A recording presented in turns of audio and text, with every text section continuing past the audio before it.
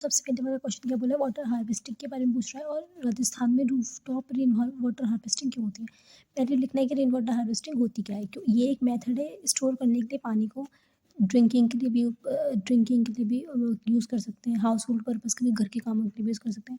अब ये बोले कि राजस्थान में इंपॉर्टेंट क्यों है, क्योंकि तो रेन वाटर स्टोर क्यों राजस्थान में जो क्या कहते हैं, एक तो पहली बात तो ये लिखे, इसमें ये लिख सकते हैं कि राजस्थान में स्कैरसिटी है वाटर की, वहाँ पे पानी की कमी है, ठीक है, वहाँ सूखा भी पड़ जाता है बहुत बार, तो वो सब दिखते हैं। अब देखो rain water stored in tanks till the next, तो राजस्थान में टैंकों के अंदर पानी को भर लेते हैं ताकि अगली रेनफॉल तक काम आए।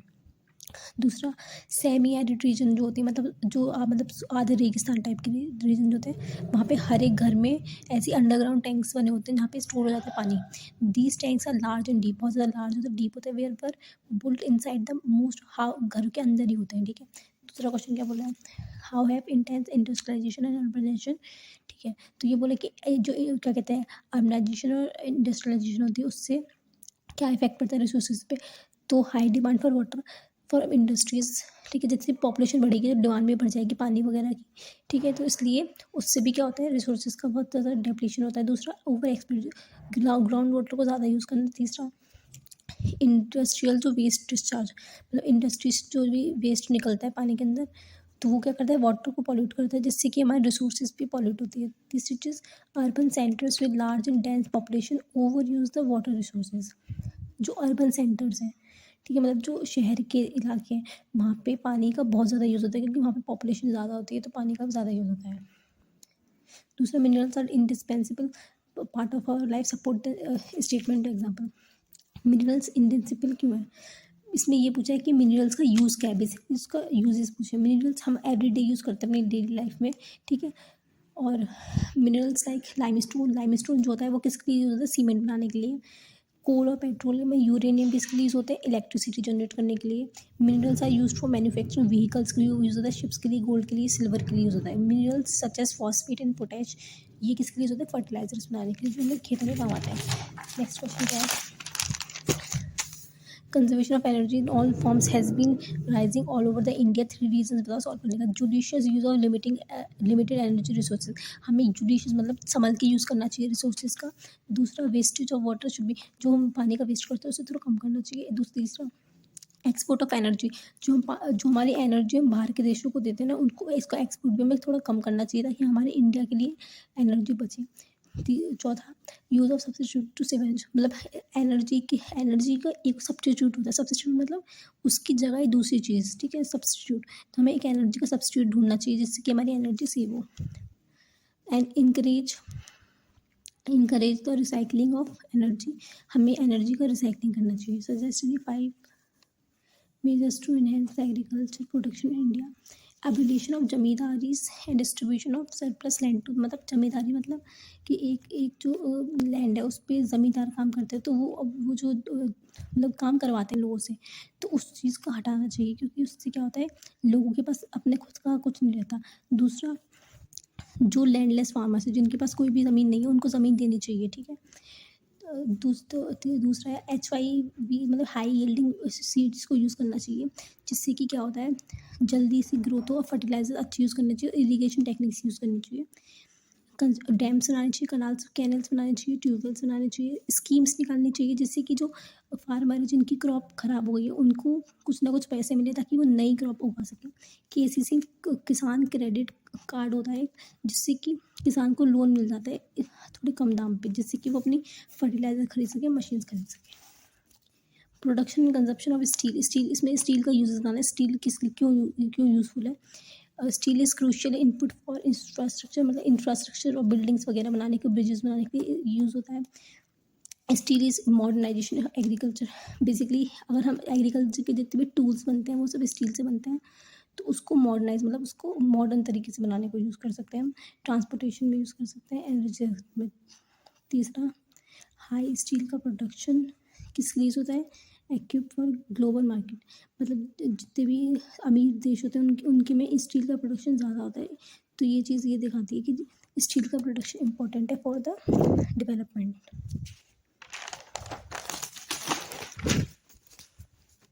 डेमोक्रेटिक गवर्नमेंट जो होती है वो इन प्रैक्टिस आर्ग्यूमेंट, ठीक है। इसमें बताना है डेमोक्रेटिक गवर्नमेंट की बात, मतलब क्यों इंपॉर्टेंट है, क्या है चीज़, ठीक है। Democratic government is elected by the people, मतलब अकाउंटेबल क्यों है, ठीक है, ये बताना है। तो जो डेमोक्रेटिक गवर्नमेंट होती है वो हम ही लोग बनाते हैं, तो हम हमसे अकाउंटेबल होनी चाहिए, मतलब हम हमारी जो नीड्स और हमें डिमांड है उसको पूरा करनी चाहिए उसको। Decision in democracy are made through many procedure, जितने भी डिसीजन बनते हैं डेमोक्रेसी में बहुत सारे प्रोसीजर से बनते हैं, स्लोली बनता है। Citizen have the right to know, और सिटीजन के पास राइट होता है कि वो जान सके कि क्या क्या प्रोसीजर बन रहा है। लीडर्स जो होते हैं वो अकाउंटेबल होते हैं, वो फ्री एंड फेयर इलेक्शन करते हैं leaders. Democracy allow people for debate and discussion, debate और डिस्कशन के लिए भी करते हैं। Institution like judiciary and media, तो जुडिशरी और मीडिया है वो क्वेश्चंस कर सकती हैं डेमोक्रेसी की भी कि क्यों सही से वर्क नहीं हो रहा है, ठीक है। नेक्स्ट पूछ रहा है कि जो आयरन और बेल्ट मेजर है वो उनके बताओ कि कहाँ कहाँ है। एक तो उड़ीसा और इसको याद करना पड़ेगा, कैसे भी रटना पड़ेगा। एक उड़ीसा में है, झारखंड में बेल्ट है, ठीक है, वहाँ पे आयरन की मतलब आयरन मिलता है, वहाँ पे आयरन की माइनिंग होती है।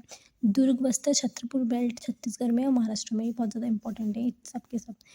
दुर्ग बस्तर छतरपुर बेल्ट। एक है बेलारी चित्रदुर्ग चिकमपुर तुमकुर बेल्ट कर्नाटका। दूसरा महाराष्ट्र गोवा बेल्ट, ठीक है। कोई से भी तीन याद कर लो। Why power sharing is desirable क्यों है। एक तो वो रिड्यूस करती है कन्फ्लिक्ट्स को, जितनी लड़ाई झगड़े होते हैं उसे कम करती है। दूसरा गवर्नमेंट भी एक स्टेबिलिटी बनाती है, मतलब बैलेंस बनाती है। तीसरा power sharing reflects the true spirit of democracy, democracy की ट्रू स्पिरिट दिखा दी कि डेमोक्रेसी आखिर होती क्या है। Power must be share with the people who are affected by decision, power उनमें ज़्यादा शेयर होनी चाहिए जो उसके डिसीजन से अफेक्ट हुए हैं। Democracy are not appearing to be very successful, क्यों सक्सेसफुल नहीं है डेमोक्रेसी, हमें ये बताना है। Small section of community controls large portion of wealth, जो मतलब एक स्मॉल सेक्शन है उसके पास से सारी सारी पैसा होता है, जो ज़्यादातर लोग हैं वो सब गरीब होते हैं, ठीक है। दूसरा, majority groups often lack to access quality education health care jobs and facility, ज़्यादातर ग्रुप्स के जो लोग होते हैं जो पुअर है उनको क्वालिटी एजुकेशन नहीं मिलती, हेल्थ केयर नहीं मिलता और जॉब्स नहीं मिलती। Government many may favour the policy that benefit rich people, government उसी पॉलिसी को फेवर करता है जो जो अमीर लोगों को फ़ायदा दे। Distribution of wealth through welfare schemes is often unequal, तो जो स्कीम्स वगैरह निकालती गवर्नमेंट उसका भी डिस्ट्रीब्यूशन सही से नहीं होता, मतलब कुछ ही लोगों को स्कीम का फ़ायदा उठा पाते हैं, बाकी लोग नहीं उठा पाते। इकोनॉमिक डेवलपमेंट इज़ कंसनट्रेटेड, और जितनी भी इकोनॉमिक डेवलपमेंट होती है वो सिर्फ अर्बन एरियाज़ में होती है, मतलब शहर के इलाकों में। An ideal government would not keep, ठीक है, इसमें क्या बताना है, इस वाले क्वेश्चन में ये कहा था कि जो आइडियल गवर्नमेंट होती है वो करप्शन वगैरह की मतलब कैसे बचा सकती है, ठीक है।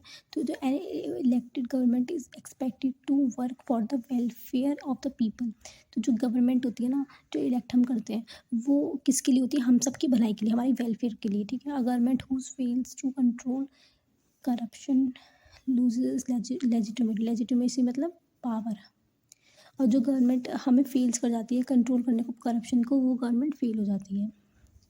Is the people representative that rule, ये एक हमारी खुद की हम ही लोगों ने मतलब रिप्रेजेंटेटिव किया, मतलब हम ही लोगों ने इलेक्ट करा इन लोगों को। इट इज़ नेसेसरी, तो इसकी ज़रूरत है कि ये करप्शन को प्रिवेंट करें। And if they fail to do that, अगर वो फेल हो जाते peoples get discourage to re elect them, मतलब अगर कोई गवर्नमेंट फेल हो जाएगी तो दूसरी बार हम जो लोग हैं उसको नहीं करेंगे वोट, ठीक है। An elected government is accountable to the people, तो जो इलेक्टेड गवर्नमेंट होती है वो अकाउंटेबल मतलब जवाब मतलब सवाल जवाब कर सकती है।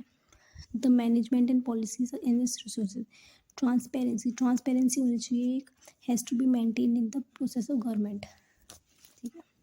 Name the sector largest employ in India, agriculture sector होता है, 51% पूरे इंडिया के लोग फार्मिंग में है, और जीडीपी में ये ऑलमोस्ट 17% है। मॉडर्न करेंसी की क्वेश्चन था ये, मॉडर्न करेंसी क्यों एक मेथड है एक्सचेंज का, बिकॉज ये ऑथराइज कौन करता है, गवर्नमेंट ऑफ कंट्री करता है।